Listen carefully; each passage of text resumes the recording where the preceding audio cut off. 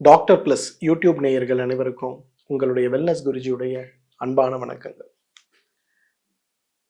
பண்டைய காலங்கள், அதாவது வேத காலங்கள், புராண காலங்கள் அப்படின்னு வரும்போது மனிதர்களுடைய கலாச்சாரம், மனிதர்களுடைய ஆரோக்கியம் அவர்களுடைய உணவை சார்ந்து மட்டும்தான் இருந்தது.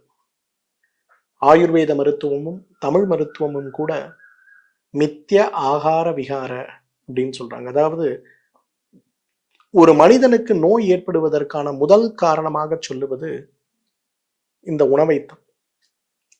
இந்த உணவு மட்டும் ஒரு மனிதனால் சரியாக அவர்களுடைய உடம்புடைய வாத பித்த கபம்ங்கிற காரணிகளை புரிந்து அவர்களுடைய இந்த காலநிலை மாற்றங்கள்னு சொல்லக்கூடிய தினச்சரியை ரித்துச்சரியை சார்ந்த விஷயங்கள்ல கவனம் எடுத்து உணவே மருந்துங்கிற கொள்கையுடைய அடிப்படையில உணவை சாப்பிடக்கூடிய ஒரு வழிமுறையை மட்டும் பின்பற்ற முடியும்னா நோயற்ற வாழ்க்கையும் அளவற்ற வாழ்க்கையும் நீண்ட வாழ்க்கையும் சாத்தியம்தான் சொல்லுது. இது நம்முடைய கலாச்சாரத்தில் மட்டும் இல்லைங்க. இன்னைக்கு உலகத்தில் இருக்கக்கூடிய மிக மிக பழமையான கலாச்சாரங்கள் பாருங்க.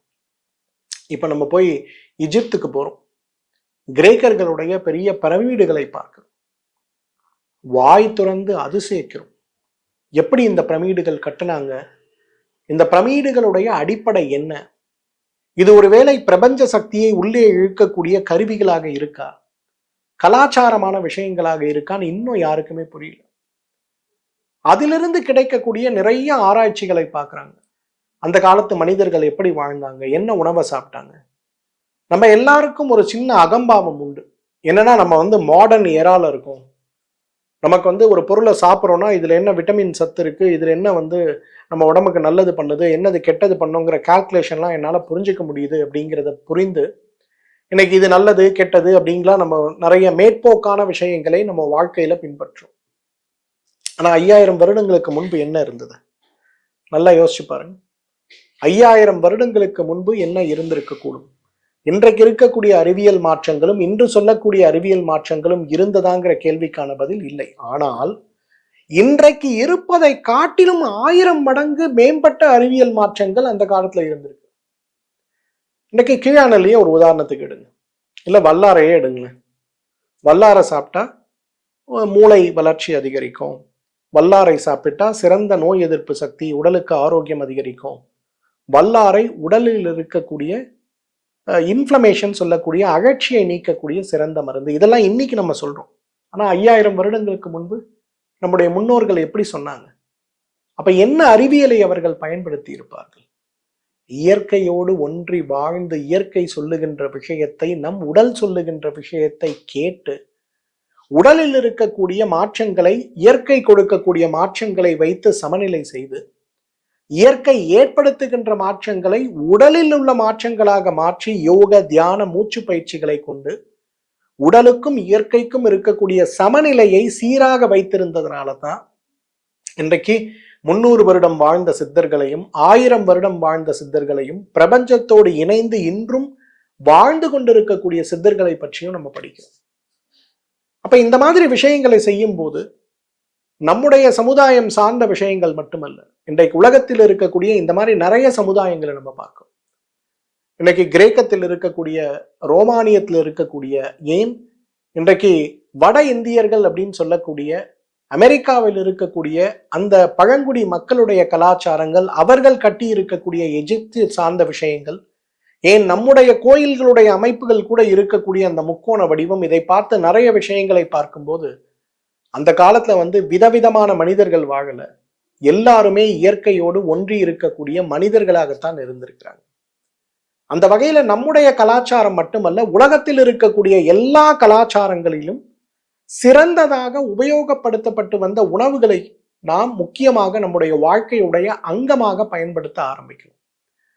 அந்த வகையில இன்றைக்கு நான் உங்களிடம் ஆலிவ் ஆயில் சொல்லக்கூடிய அந்த எண்ணெயை பற்றி தான் பார்க்க போறேன். ஆலிவ் மரங்களிலிருந்து கிடைக்கக்கூடியது.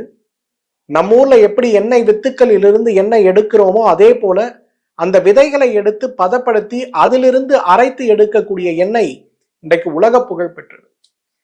ஆலிவ் ஆயில் அப்படிங்கிறது இன்றைக்கு இதய நோய்க்காகவும் புற்றுநோய் தடுப்புக்காகவும் மட்டுமல்ல, இன்றைக்கு ஆரோக்கிய வாழ்க்கைக்காக இயற்கை கொடுத்திருக்கின்ற மிகப்பெரிய அருமருந்துகளில் ஒன்றாக இந்த ஆலிவ் ஆயில் இருக்கிறத பார்க்கணும்.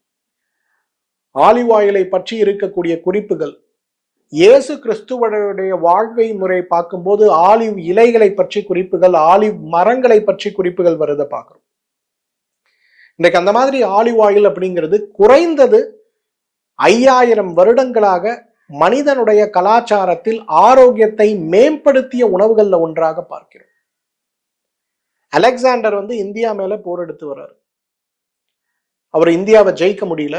அந்த இடத்துல போரஸ் அப்படின்னு சொல்லக்கூடிய புருஷோத்தமனும் அவருக்கும் நடக்கக்கூடிய வார்ல அலெக்சாண்டர் முதல் முறையாக தோல்வியை தழுவுகிறார். இருந்தாலும் அவங்க 2 பேருக்கும் இடையே ஒரு நட்பு உடன்படிக்கை ஏற்படுகிறது. போரஸுடைய பொண்ணை அவருடைய தளபதிக்கு கல்யாணம் பண்ணி வைக்கிறார். செல்யூக்கஸ் நிக்கோடர்னு அவரோட பேரு, கல்யாணம் பண்ணி வைக்கிறார் அவருக்கு.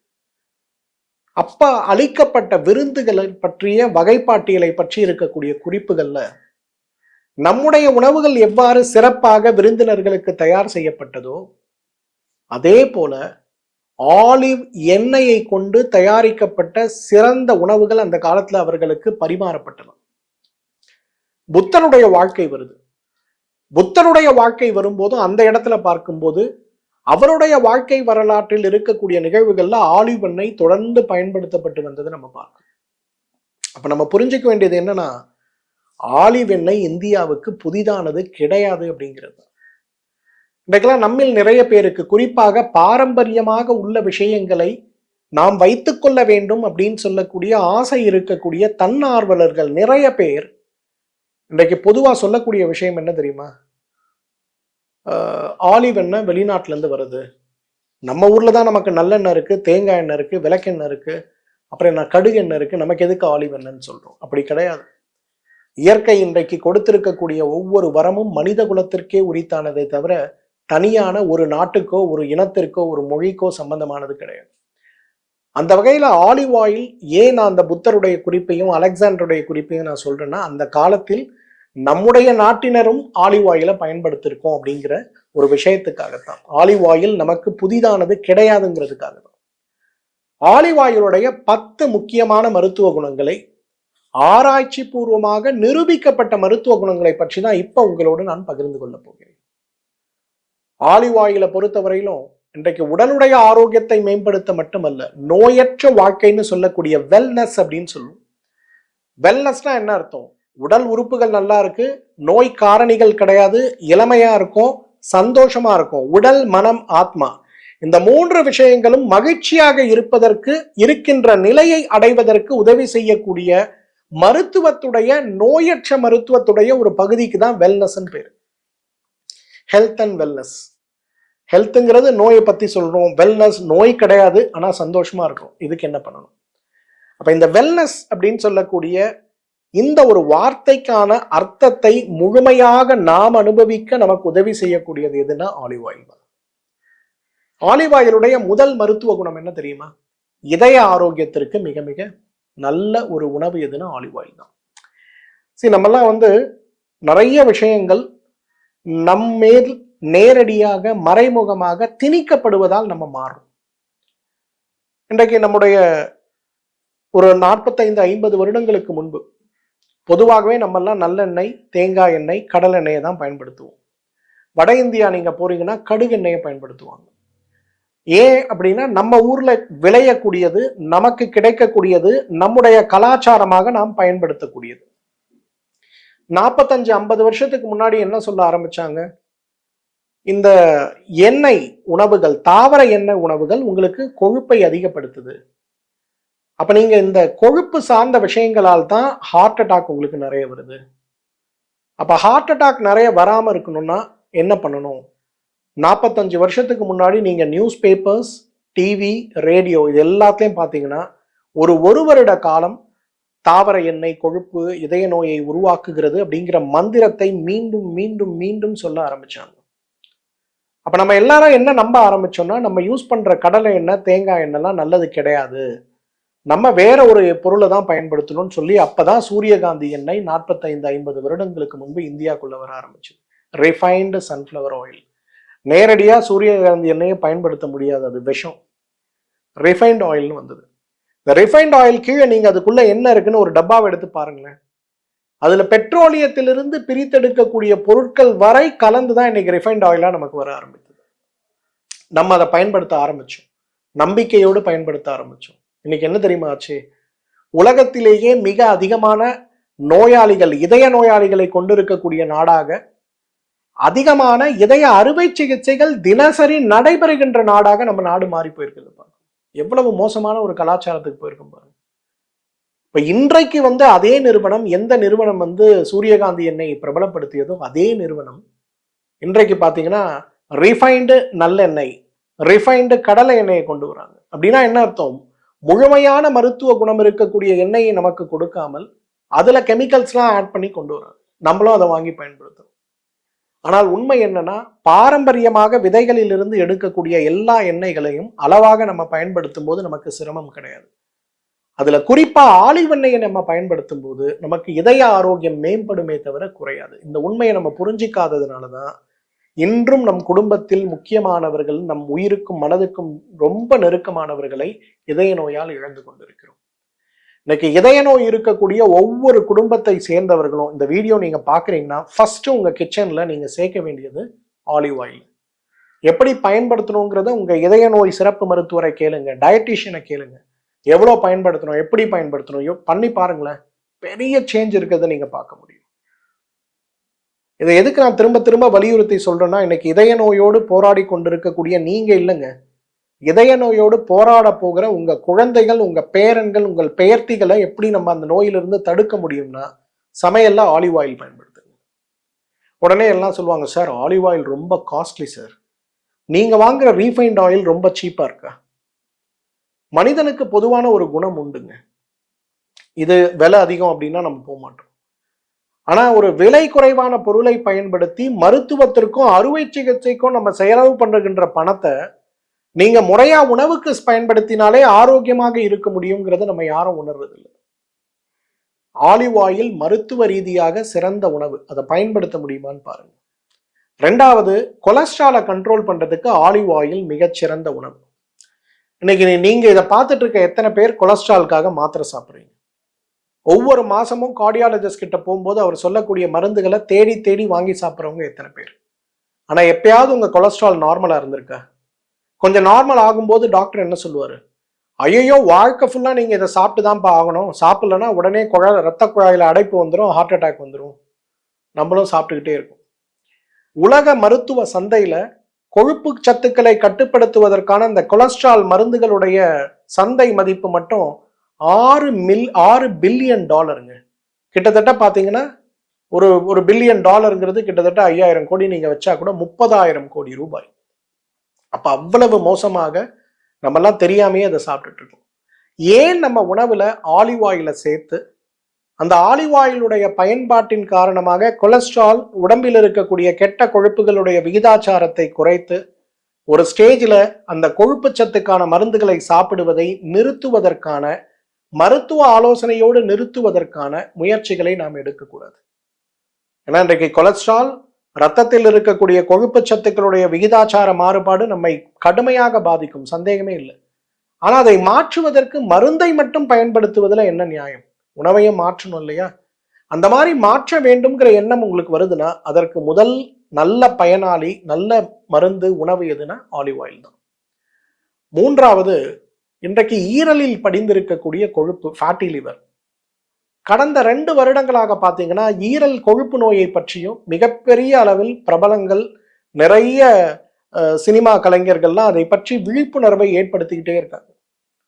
என்ன காரணம் அப்படின்னு பார்த்தீங்கன்னா, இன்றைக்கு சாதாரணமாக ஏற்படுகின்ற ஃபேட்டி லிவர்னு சொல்லக்கூடிய அந்த ஒரு பிரச்சனை இன்றைக்கு மிகப்பெரிய அளவில் நம்ம ஆரோக்கியத்தை கெடுக்கக்கூடிய ஒரு நோயாக மாறிக்கொண்டிருக்கிறது அப்படிங்கிறது.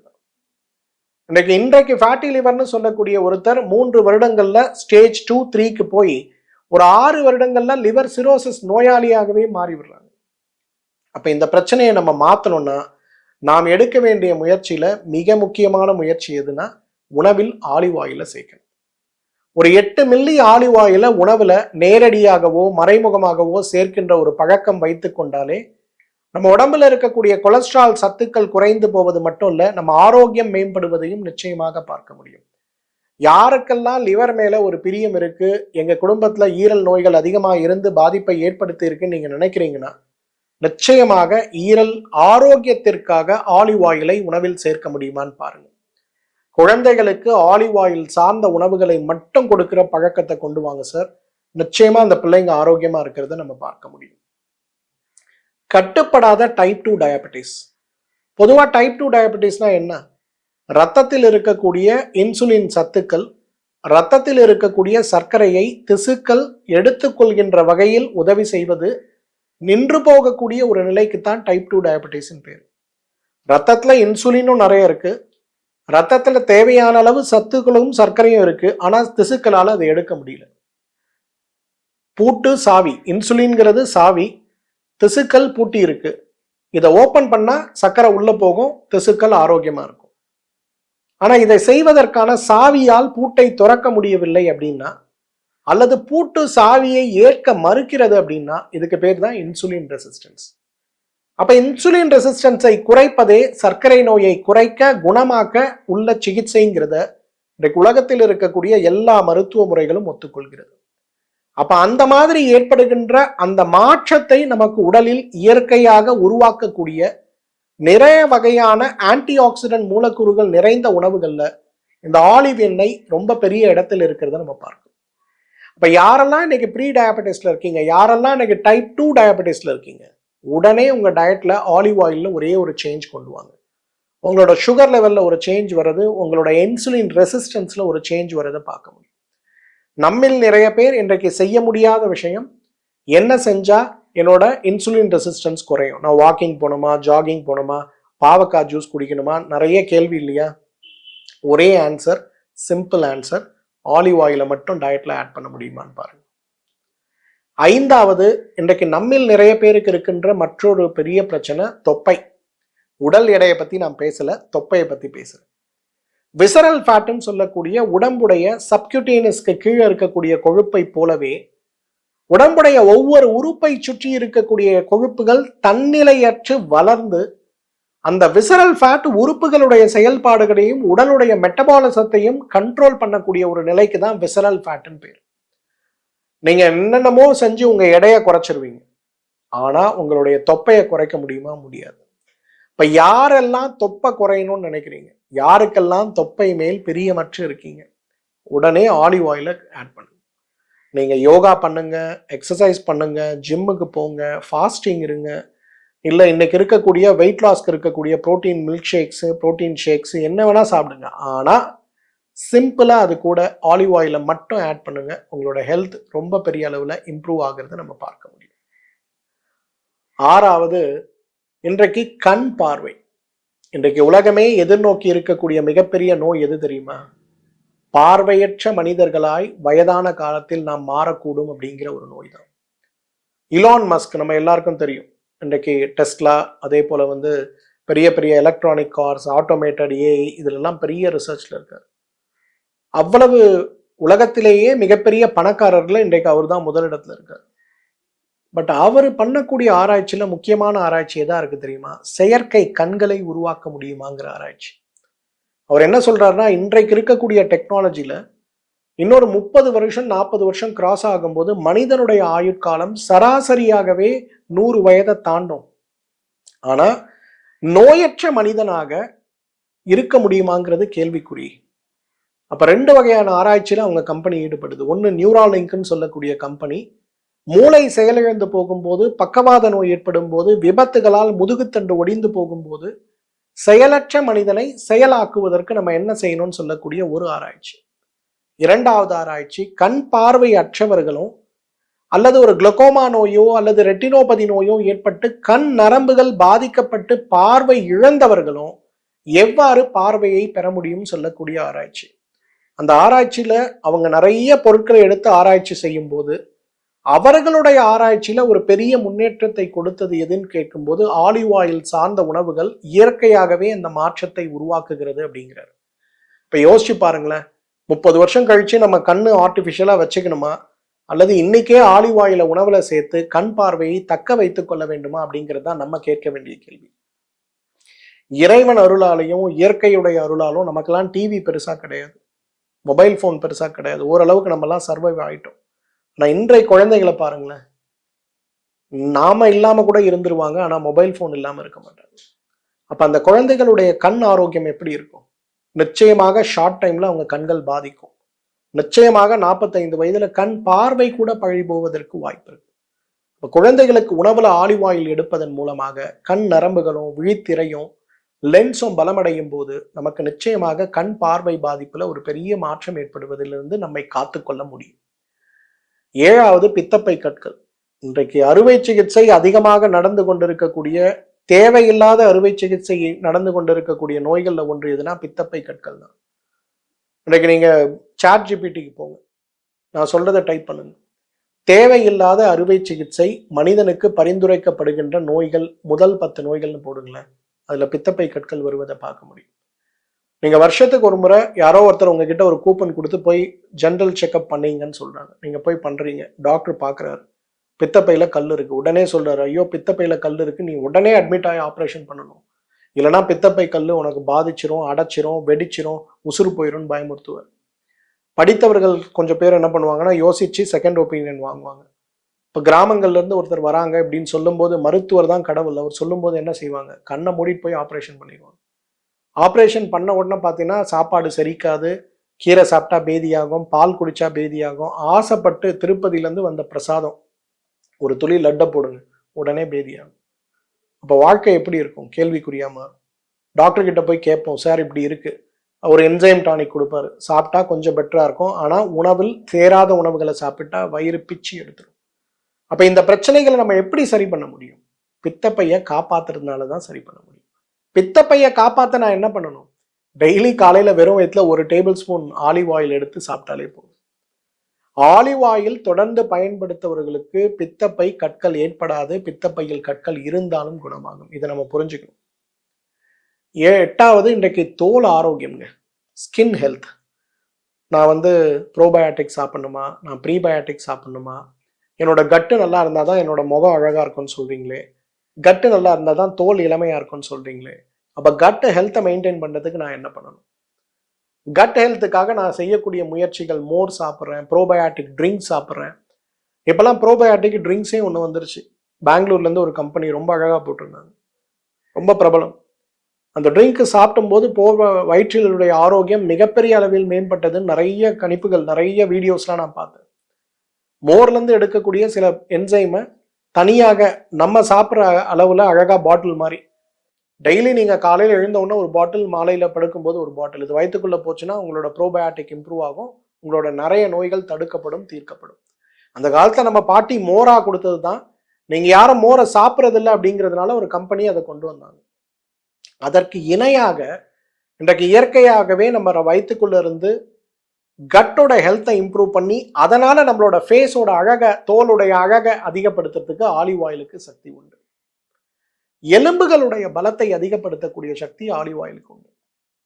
பொதுவாக நம்ம சொல்லுவோம் எள்ளெண்ணெய், நல்லெண்ணெயுடைய பயன்கள்ல முக்கியமான பயன் என்ன? உடல்ல இருக்கக்கூடிய வாதத்தை குறைத்து எலும்பை பலப்படுத்துவது. அந்த நல்லெண்ணெயோட பயன்களுடைய மிகப்பெரிய ஒரு அங்கமாக நமக்கு இருப்பது எதுன்னு பார்த்தீங்கன்னா ஆலிவ் ஆயில். இந்த ஆலிவ் ஆயிலை நீங்க தொடர்ந்து பயன்படுத்தும் போது, நல்லெண்ணெய் பயன்படுத்தும் போது எவ்வாறு நம்முடைய எலும்புடைய ஆரோக்கியம் பலப்பட்டதோ அதே போல பலப்படும் அப்படிங்கிறது தான் ஆராய்ச்சி முடிந்தது. ஏன்னா இன்றைக்கு நம்மில் நிறைய பேருக்கு இல்லாத ஒரு விஷயம், நான் நல்லா சாப்பிட்றேன், கீரை சாப்பிட்றேன், காய்கறி சாப்பிட்றேன், பழங்கள் சாப்பிட்றேன், அசைவ உணவுகள் கூட சாப்பிட்றேன், ஆனால் எலும்பு பார்த்தா டாக்டர் உனக்கு ஆஸ்டியோபீனியா, இப்போதான் எலும்பு பலவீனம் ஆரம்பிக்குது, இந்த கால்சியம் மாத்திரை சாப்பிடு, இல்லை மூக்கில் சொட்டு மருந்து போடு, இன்ஜெக்ஷன் போடுன்னு சொல்றாரு. நான் என்ன பண்ணட்டும்? ஆலிவ் ஆயில உணவுல சேருங்க. அப்போ உங்களுடைய எலும்புகளுடைய பலம் தானாகவே அதிகமாகிறத பார்க்கலாம். 10வது ரொம்ப முக்கியமானது புற்றுநோய் தடுப்புங்க.